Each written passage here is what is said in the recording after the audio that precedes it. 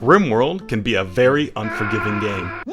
Especially when you play on the hardest difficulty, with only one colonist, who isn't exactly the sharpest knife in the drawer. I'm gonna be honest with you. I'm kind of retarded. To make things better, he's also just starting off with the clothes on his back, so he'll have to completely rely on the surrounding environment from day one to survive. Himbo landed on a beach that, while somewhat lacking in natural defenses, did have plenty of ruins to build a new home out of. Himbo learned basic construction skills from tearing down and rebuilding the walls, while living off the wild berries that grew around him. Now, for some reason on day 3, a woman wanted to stay around the shack on the beach. Don't know why she'd want to hang around a random homeless guy alone, and I don't like it. Himbo is supposed to be the dumbest guy here, and this woman is already challenging him for that title.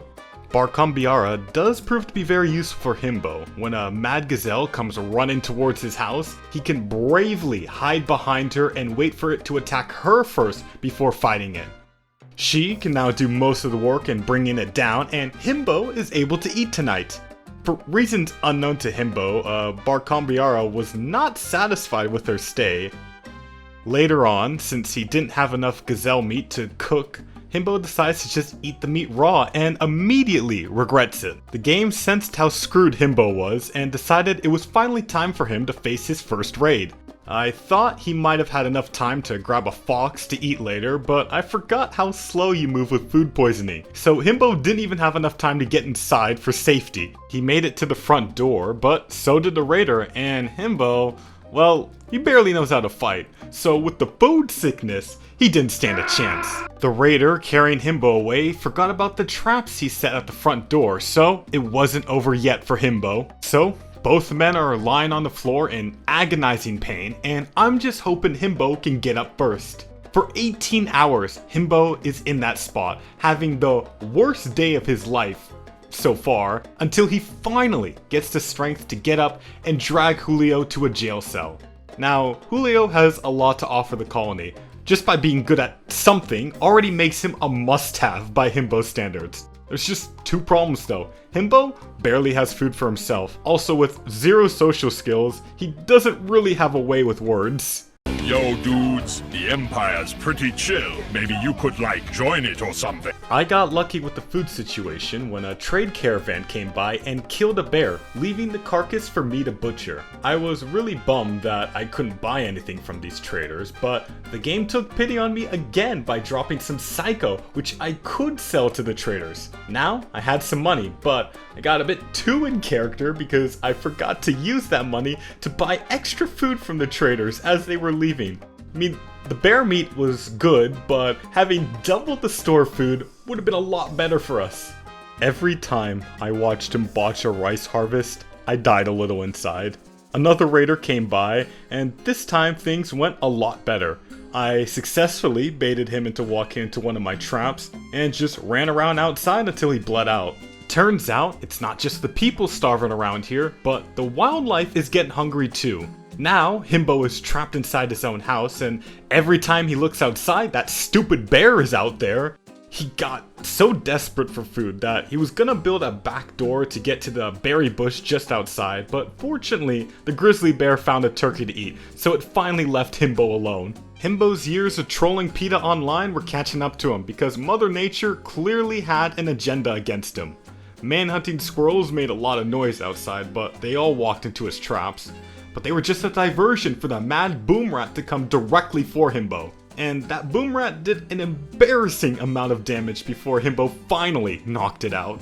Seeing how poorly Himbo is doing surviving out here by himself, Julio finally agrees to help him, probably out of pity. This allowed the colony to finally get a name for itself, and with the name Himbo picked, Julio made the wrong choice. The two already get off to a great start when Himbo harvests some rice and eats it immediately instead of cooking it, sending him into a blind rage where he just wants to beat up Julio. He spends hours chasing him on the beach, and I love how this is actually leveling up his melee skill, but I don't think Julio's loving it. After things calm down, they actually work well together. They get more crops planted, power is going to be set up, and the skeleton of the workshop is finally built. Plans for the future could actually be made instead of just responding to what's wrong today, and Himbo made himself the leader to guide the future and lead security. A wild woman thought she could eat some wild berries by our base, and Himbo would remind her about the concept of private property. Julio's sister came around to rob us, but that knife she brought didn't help her much. But even though she tried to kill us, Julio would spare her life. Since things were going up for a while, they had to come crashing down. I don't know how he did it, but Himbo gave himself food poisoning from cooking the rice wrong. So once again, he is nearly useless for an entire day. The poor guy can't even finish a meal later on because he keeps throwing up, even starting to give himself malnutrition. It just gets worse because Julio goes into a daze because I haven't conquered anyone, but look at us, we're in no shape to leave our base to do anything. Himbo gets high on some of the remaining psycho, and when he crashes, he shovels more raw rice into his mouth, giving himself food poisoning again, so he collapses in the fridge. Some refugees asked to join, and obviously I have to let them in. Even though when they join, it's gonna be like this. I think I could win them over eventually, but at the very least they can help us build up from this really bad place. I mean, the game is warning me about mechs in the area, and I haven't even seen a gun yet. An imp comes to raid us, focusing on Himbo and breathing fire on him, forcing him to run away. But Julio is able to take advantage of this, running up to the raider and taking him down. He has good stats, but Himbo doesn't want him around. He starts bringing up some arson crime statistics and they just let him die. A slave caravan comes by, and looking at our food situation, plus the fact that she's dependent on Psychite, I just decide to get rid of Razmin now. You may expect Julio to be a bit upset about it, like, wah, how could you sell my sister into slavery? But actually, he isn't that upset about it. I think it says a lot about him that he's more upset about not eating for a day than his sister being sold off into slavery. Later on, a tribe asks to send somebody to observe us to learn about different cultures. But the person they send is basically a vegetable, so they're not gonna learn much by staying in bed the whole time. It feels like they straight up lied to me. They just didn't want to take care of her, and now I gotta babysit this person for 10 days. I decided we should work with the Shattered Empire since having a powerful ally would be good for us. All we had to do to get in was kill a man-hunting raccoon, and they were ready to take us in. When they arrived for Himbo's Yeoman promotion ceremony, he was a bit too busy schizo rambling out in the cold, but they waited for him to come back inside and he just went to bed. Since he clearly couldn't be bothered to wake up for his own ceremony, they just left to come back another day.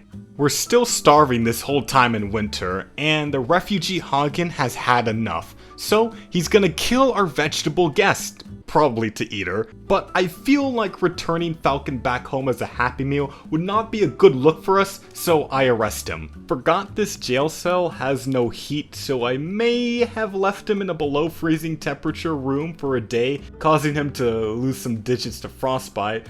But, you know, he did try to kill someone, so I think it's fair. Some more refugees asked to join us because they have no food, and I don't know why they came to us, because at this point if they came here, they'd become the food. Himbo is finally able to have his Yeoman ceremony, and although it kinda sucked and it's not an important role, it still went to his head. Now he's too good for the barracks everyone's in, and needs to go around reminding everyone what a big deal he is. And after ruining everyone's night, he gets up the next day with Hagen trying to jump him to break out the colony. But just because Himbo is stupid doesn't mean he's gonna lose to an unarmed old man when he has a mace. And our treatment of Hagen probably turned lawman against us since he decided to lash out against Himbo. I don't know what his plan was, or even if there was one, but he gets knocked out and put into a jail cell. I've learned a lot from dealing with these refugees, and sure, I could have done things better, but they got what they deserved. So, since I handled those two so well, I think I'm ready to accept 4 more. We were done babysitting Falcon and could send her away for good, and I completely forgot about the horrible reward I accepted for this. It was so not worth it. I really should have just turned her into McNuggets for the colony, would have done us a lot better than this dumb bow. I sent Julio out with it to hunt animals, but may have forgotten to tell him to take off his shield, so he didn't use the bow and instead tries to beat up the ram with a mace and a shield, but still lost to it. Himbo has to go out there and show him how it's done, scoring us a lot of meat to last, at least till the crops start growing in the spring.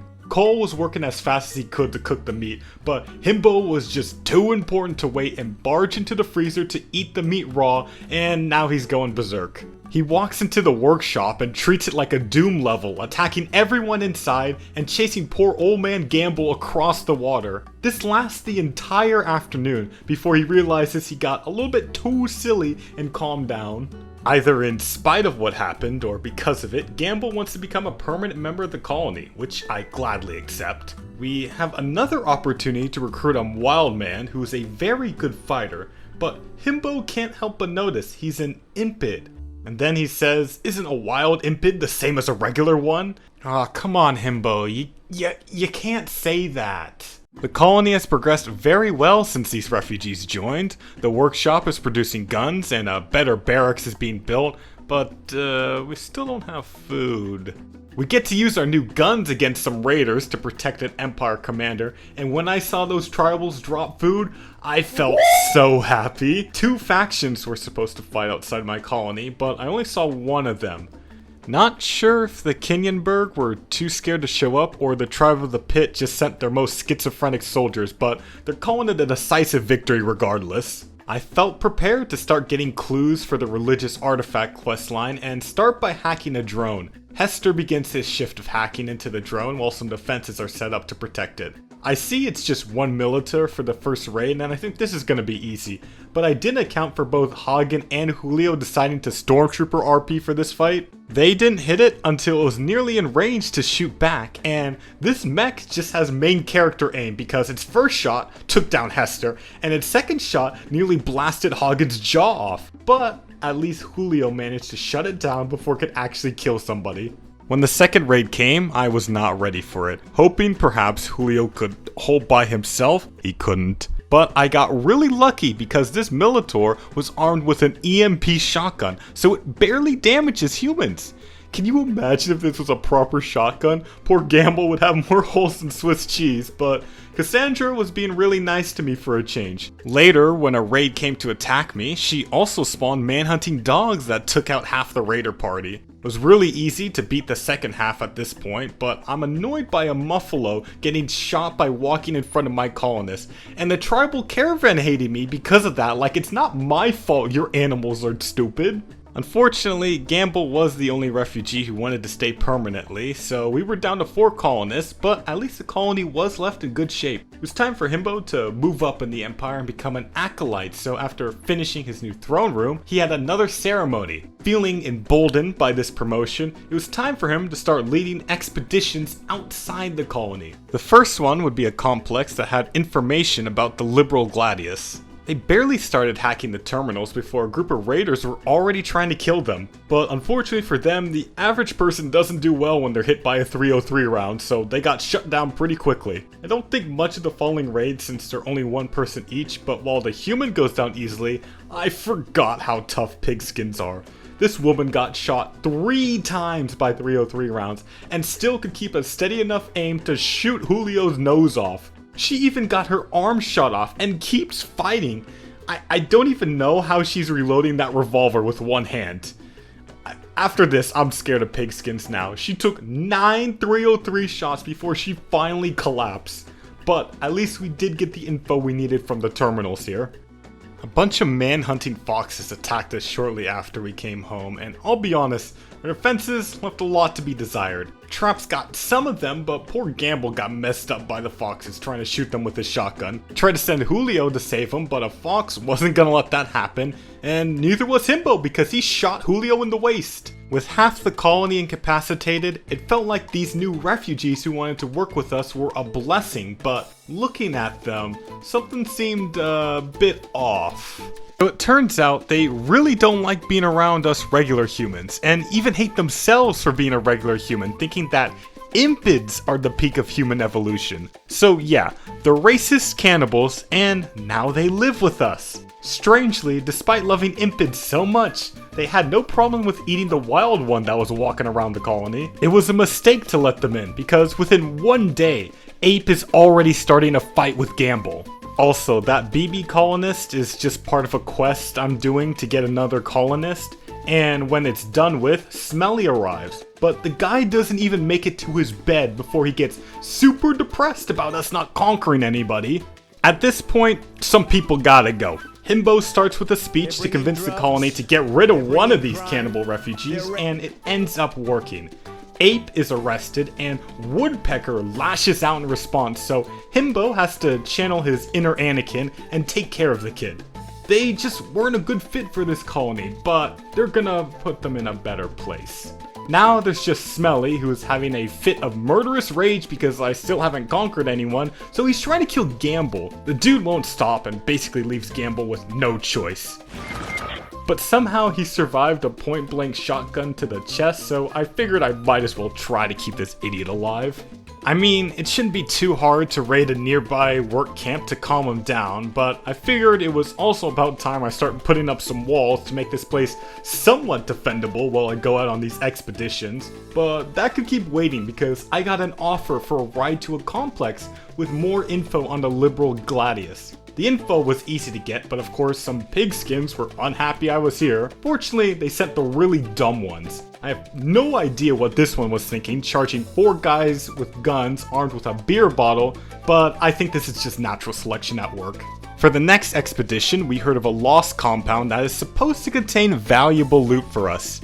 Himbo once again takes lead, and upon entering the front entrance, the room bursts into flames. He tries to make another entrance and sees a room with 16 skeletons. He's very troubled by this discovery, but he needs to focus on the mission. He goes into the next room and it also just bursts into flames. And to make things better, while everyone's waiting for the fires to die out, some insects come to the surface. I'd have to kill them to get the loot, so I got everyone ready to fight. But once that mega spider came running towards us, I realized the mistake I made. It instantly knocks down Himbo and he loses his right hand. Poor Gamble barely escapes with his life trying to distract it while Smelly takes it down.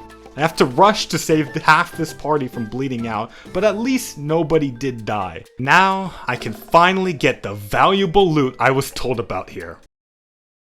So you could probably imagine how upset I was as I sent this party home. Some raiders thought this was a great opportunity to attack us since our defenses weren't finished and most of the colony was away, but it seemed they weren't ready for the Imperial soldiers armed with light machine guns. When the caravan finally does come back, nobody is happy. Gamble decides he needs to take out his frustration on this self-tamed boomalope, and it ends exactly how you'd expect it to. He messed himself up pretty bad because of this, but hey, at least we got some use for those herbal meds we brought back. Himbo has come a long way in his first 100 days. His skills have developed pretty well over time, and he's shaped up to be a good character. Looking back though, despite playing on the hardest difficulty, it doesn't feel like the storyteller even did that much to make this campaign super hard for me. Most of the difficulty came from Himbo and everyone around him being stupid. Still, it was an interesting challenge to go through, and I hope you guys enjoyed watching. Big thanks to my alumni on Patreon generously donating to me and funding my ability to play out being stupid in the woods from the safety of my home. I have another idea for a challenge similar to this in the future, so I hope I'll see you all again with that. But anyways, have a great rest of your day.